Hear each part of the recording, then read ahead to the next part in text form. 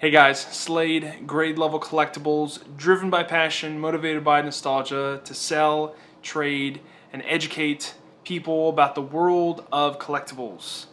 Welcome back to another video. Today I wanted to discuss a comment I got on my previous video, or my other previous, depending on when this comes out. It could be, I'm filming two videos today, but anyway, I got this comment. And this comment reads, great video, very informative by just another lefty 7541. Great video, very informative. That's funny near the end when you mentioned how you look for undervalued cards.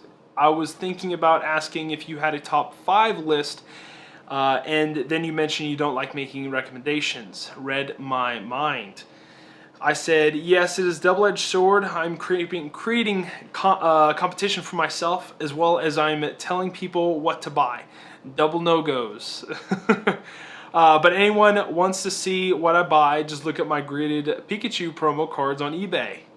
But I may break down a card category based top 5 or 10 list of what I buy, winky face. If that would be helpful, let me know. He said yes, it would be very helpful. And then crypto calc, I agree, do a category based breakdown. So that is what I am doing today. It is very tricky. It is very tricky with people on YouTube. People on YouTube, they want the clicks. Obviously, that's why everyone's here. They want your eyeballs. They want the clicks. They want the visibility, because that gives them, more financial money to, through ads and everything of them monetizing their channel. That's what draws a lot of people. They either have the top 5, top 10, whatever, or they have a big money sign in the title, like how I lost, $500,000. Even though I did that, I don't know, 4 months ago or something, I did a video of like how I lost, $500 or whatever, and that was my best performing for a little bit. It's like 500 views or something. But it just goes to show, like, those types of catchy titles or subjects really attract a lot of people, and it sucks because it's a double-edged sword, because, like I said, you're creating competition for yourself, but also you're telling people what to specifically buy. And coming from, I guess I can get to my notes, a lot of people, before any type of analysis or any type of financial advice, especially with like stocks or crypto, are like, hey, I'm not a financial advisor. Do not, take from this YouTube video as sound financial advice. And I'm not, that's all that is saying, is that I'm not responsibility for it when you, lose money. I'm not responsible. I'm just saying my thoughts, my feelings. And that's kind of what I'm wanting to showcase here. Like, this is all my thoughts and my feelings, but I do not like to give specific cards of what I buy or what I look for. I would rather give categories of what aspects of certain cards, promotional cards, or what are my feelings. A lot of this hobby is feelings based. Why people make certain buys, why people sell certain cards. It's majority feelings based. And with people's feelings, it can change from one month to another. Last month, everyone was crazy about Japanese. This month, everyone's crazy about 151. It changes. And because of those changes, prices change. But things that don't change are the characteristics of the promotional items or certain items that I look for in a collectible. What makes a collectible a sought-after collectible? And that's what I'm going to talk about today. So, talking about the financial advice, do not want to give financial advice or whatever. I was a funny enough, because I was a financial advisor for a short period of time. But why people say that is because I am talking to a broad amount of people right here. I'm not talking about one person. I'm talking about hundreds and whatever amount of people that are potentially going to view this video. I don't know your financial background. I don't know your risk tolerance. I don't know your status of how much money you have in the bank. Half of Americans have no more than $500 in their savings. I mean, just by that alone, I'm cutting off half you guys. I mean, some of the cards that I buy are, you know, from $20 up to, you know, $1,000. I mean, there's a lot of cards that I buy just because of the characteristics, but they are they're really tricky because it's a high risk, high reward type of thing. But all with this of what I analyze and what I kind of dwindle down, what I want to put my money into, it is lowering my risk with it. It may be a high amount of money I'm putting down, but I've lowered my risks enough that I know that this is more than likely going to be my outcome. And with that, you know, high risk comes high reward. I'm usually going for medium risk, medium reward. That's usually what I'm going for. Low risk, low reward is like buying like a, I don't know, some type of Charizard, because Charizard is super liquid, or most Charizards are super liquid, and then making like maybe a few bucks on it. Buying a $30 card, grading it for $20, selling it for $65. After fees and costs, you're maybe making like $3 or $4.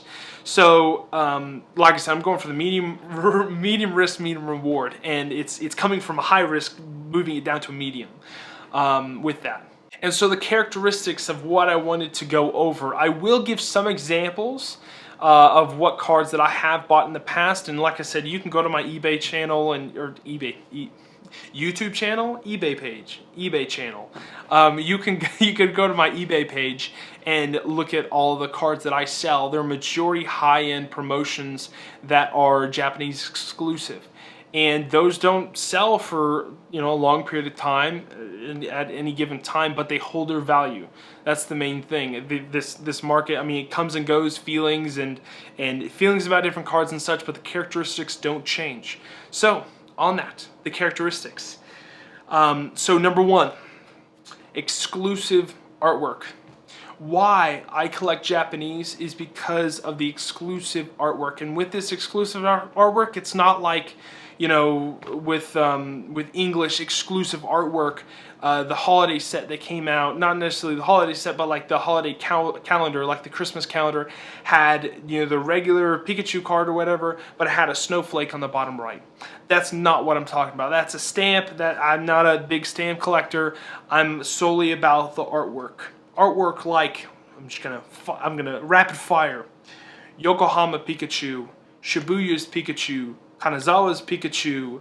You have all the Poncho Pikachus, Munch promos. You have a lot of the trophies. You have Mysterious Pearl. You have Miracle Diamond. You have was it the Master Scroll? All these, the key. Oh, is it the? It's not the mystery key. Oh, come on, people are gonna Master Key. Is it the Master Key? Crap. I think it's the Master Key. All these cards, all of them. There's no English or other type of artwork. It's only Japanese that was released. And what that means is it rides off the realm of exclusivity. With why I put so much money into Japanese items is because they have it down pat. They have their release cycle. Boom, it's hidden. Or they release the card, and then they go for only a short amount of time, and boom, they're not touching it anymore. It's gone. Whatever's out there is whatever's out there. Versus English can print a set, print a promotion till it's dead in the water. I mean, look at was it special delivery Charizard? How many of those were actually released? I mean, they're in the tens and hundred thousands. I mean, there were people that bought thousands of them. Like one single person finessed the system on Pokemon Center Online and bought thousands of them for like free promotions. And you know, they may sell for a certain amount for a long period. They may sell for a certain amount, but it will go on and not move up from that certain amount for a long period of time. Like I said, look at special delivery Pikachu. Look at any English. I mean, it's very rare to see any English exclusive artwork. The only outlier is the special deliveries and a few others. Is there any others? I don't think there is. I think, okay, the Special Delivery Charizard, Special Delivery Bidoof, and Special Delivery Pikachu.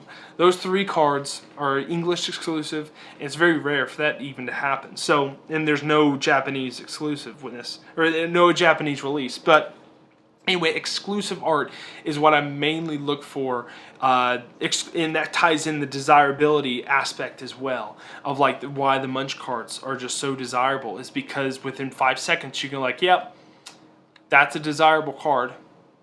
100%, I want that card right now in my collection. And the next aspect or characteristic is unique releases. In Japan, like I said, I mainly look for cards that are in Japan because they have just such cool releases. Like I said, any of the trophy cards, the Genghis Kong trophy card, about you had to have you know, your parent and your child there at the tournament, and you competing against you know, other players, and if you win you get the card and all that kind of stuff. Just such cool release, especially like the Master Scroll. You had to collect 8,600 points in the Daisuke fan club, and if you got those many points, you went to a Pokemon Center, or I forgot specifically where you turned them in, and then they'd send you the card. And all the other Daisuke cards as well, you had to submit so many points, and how you get these points is you competing in different tournaments and gaining these points. So you have those released. You have even, like I said, the Munch promotions. Munch, you had a art exhibit, same thing as the Charizard art collection card that was released as well. You had an art exhibit, and the only way to get it is through buying a ticket to the art exhibit, the Munch art exhibit. You'd get the Pikachu. If you bought anything at the Pokemon Centers, any of them, you'd get the Rowlet, the Rowlet, the Eevee, or the Psyduck. You'd get one of those 3, and then the Mimikyu you only can get in like a binder collection at the event, the Munch event. But yeah, the unique releases. The unique releases is what kind of makes these cards, and just the story behind it all. And then I touched on it a little bit before, but the third aspect is the desirability, the 5-second rule. If you can look at a card for 5 seconds and figure out what makes it desirable, then it has a low, medium to high rating of the desirability. And that's kind of like the broad sense. If you brought, you know, Joe Schmo off the, like I said, Joe Schmo off the street and gave him, you know, 5 cards to look at, he's not going to necessarily pick the half art Kanazawa Pikachu card. He's going to pick the Munch full art Pikachu card. I mean, there are aspects of that scale, like the Kanazawa is probably a medium. Obviously Munch, all the Poncho Pikachu cards, they're all high. But the very obscure type of cards, like the Mysterious Pearl, is kind of like medium to low. The Key is probably a little bit high. The actual scroll, the Master Scroll, I would say is high, is actually high because of the 3 different holographic type of aspects of that card, and just because it's very, very unique. Very unique compared to any other kind of card that you see today, because there's no actual Pokemon on the card. It's just a scroll that's all holographic, with the borders holographic, that cool kind of diamond and pearl type of hollow effect on it.